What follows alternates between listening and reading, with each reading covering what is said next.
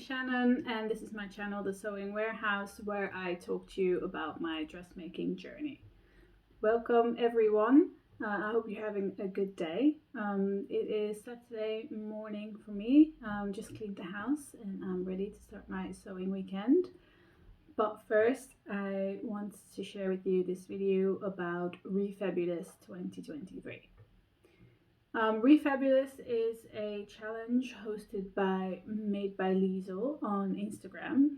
Now, as a side note, go check out her Instagram because she churns out amazing garments like it's nothing.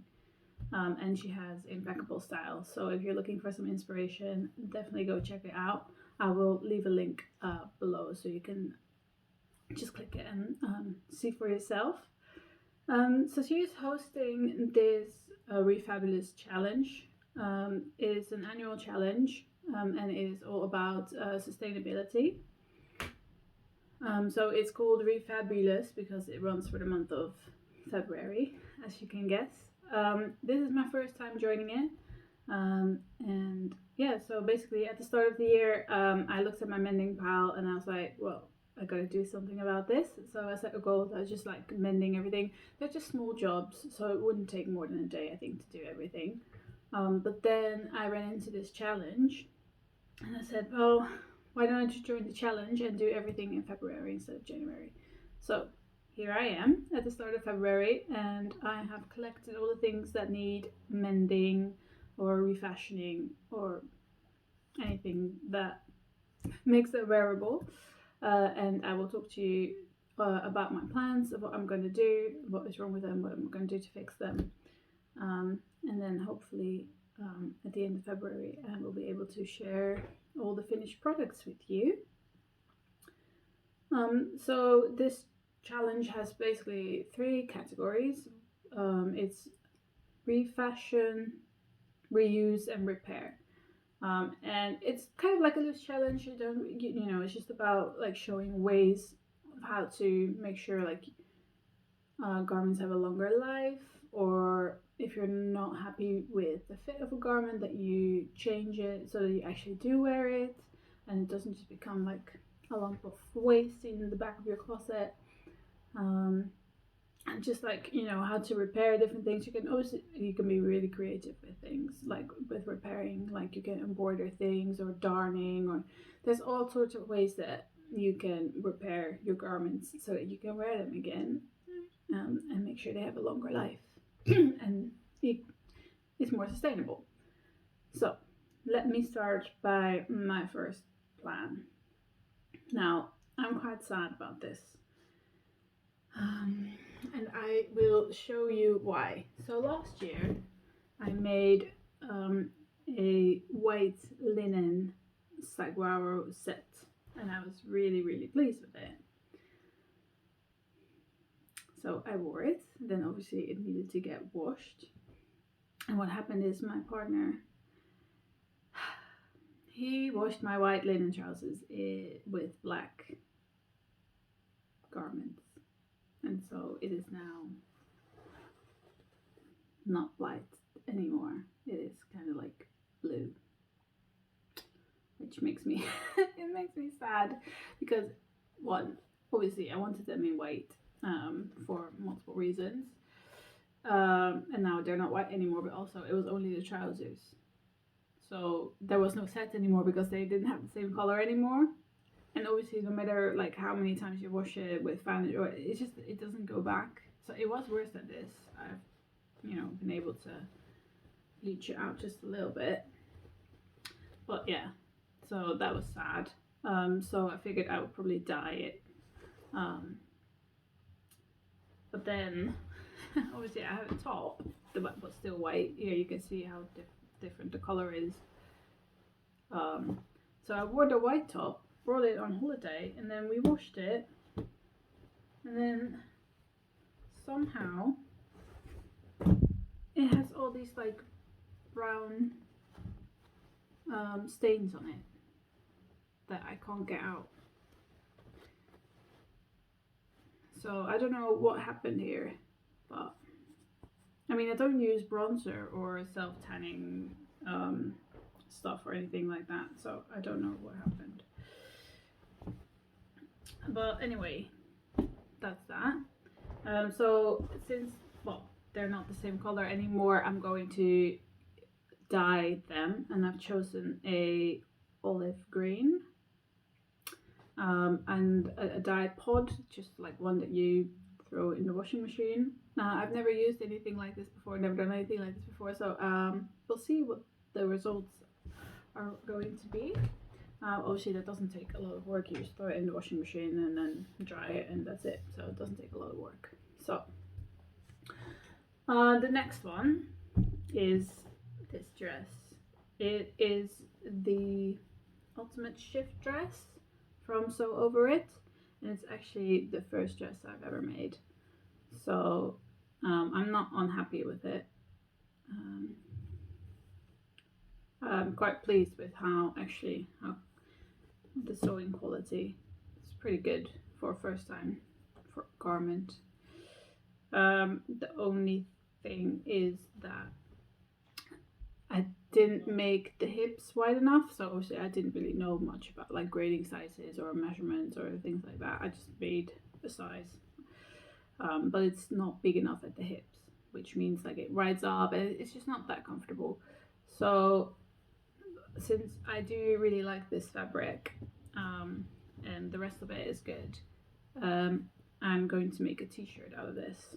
So I'm just gonna measure it to see where I want it to land, and then basically I'm just gonna cut it and then yeah, make a t-shirt. I'm not sure about the sleeves because the sleeves, they're not full length sleeves, so I haven't decided if I want to make short sleeves or like a ruffle sleeve or something, or just leave them as it is. First I'm gonna make it a t-shirt and then we'll see. The fabric is not thick enough for like a winter anything anyway, so it will be a summer t-shirt anyway. So if I have long sleeve or short sleeve, it doesn't really matter. But yeah, so that's the second job that I'll be doing. Then this is just a small mending job. It is also a saguaro trousers. Yeah, I didn't have my overlocker yet when I made this. So what happened is, well, it's not really a hole, but it's like the thread pinged here. Here in two places. So I just have to repair that a little bit. I don't know if you can see, but like you can see here. So the thread pinged.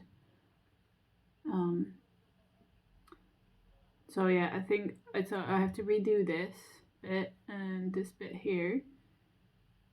There's no hole or anything. It's not the fabric that's pinged. And then I think I'm just gonna overlock the seam, so it gives it a bit of extra sturdiness. So that's also like a 2-minute job, and then it will be done. Okay, now I have some ready-to-wear trousers that the dog got into. I mean, she's sweet, but for the life of me, she can't stop chewing my clothes. So yeah, I think she's actually like chewed a bit of fabric here. So since it's a bit stretchy, I don't know if I can just put some denim behind it and then just like, yeah, I don't know. Maybe I'll take this one off, and if I just put some fabric here and then, yeah, darn it, or maybe like do some decorative stitching. I'm not good at hand stitching, so I won't embroider anything. Or maybe I can put a patch on there.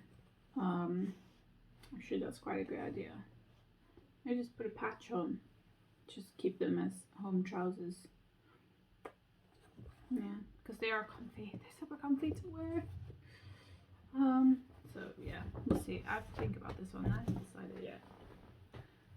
Then I've got some ready-to-wear jeans from my partner, and he cycles, so it means that the crotch wears down. So you can see here that it's just it's not really a hole just yet.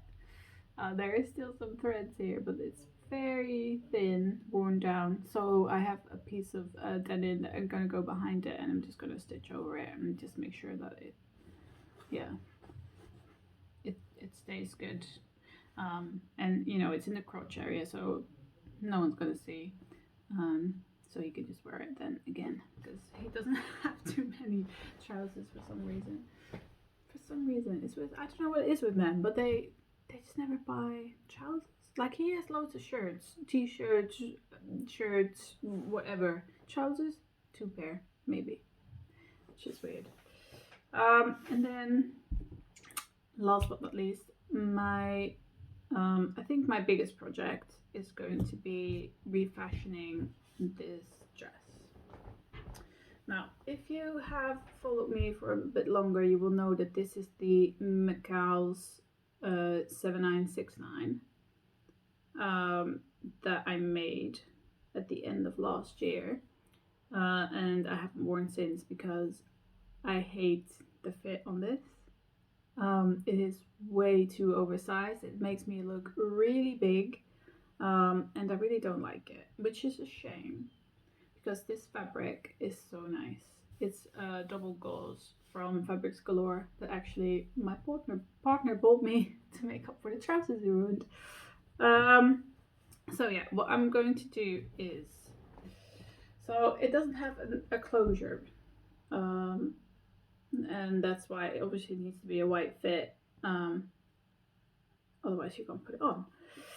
So what I'm gonna do, I'm thinking if I'm gonna put in a zip in the back, and then I'm going to see how much fabric still needs to be taken in. I'm just going to take it in from the side, and I might as well raise the armhole a little bit, and so it becomes just a bit more of a fitted dress rather than this oversized piece of thing. It's a shame because, I mean, I wanted this to be like a comfy at home dress, but it's just a bit too far.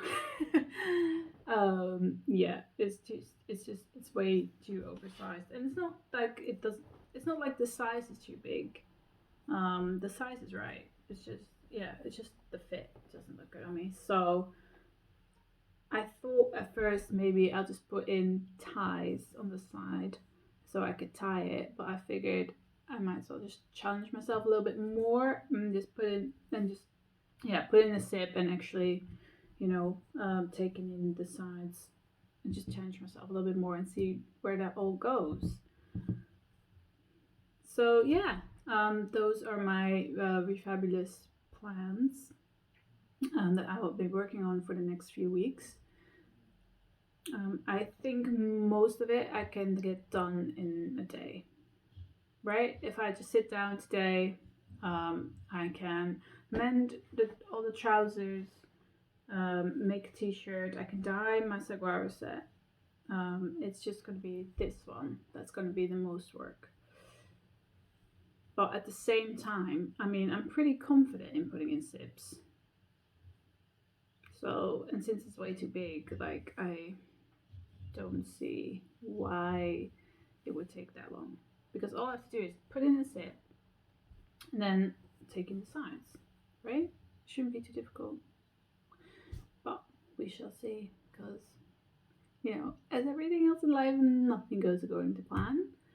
So, yeah, we will see how it goes. So let me know if you're joining in Refebulous 23 as well below in the comments. If you have any other questions or just like to share some thoughts, you're obviously welcome to comment, send me a message. And if you like this video, please give it a thumbs up and hit subscribe so you can see when my next video is coming out. All right. Have a good weekend, guys.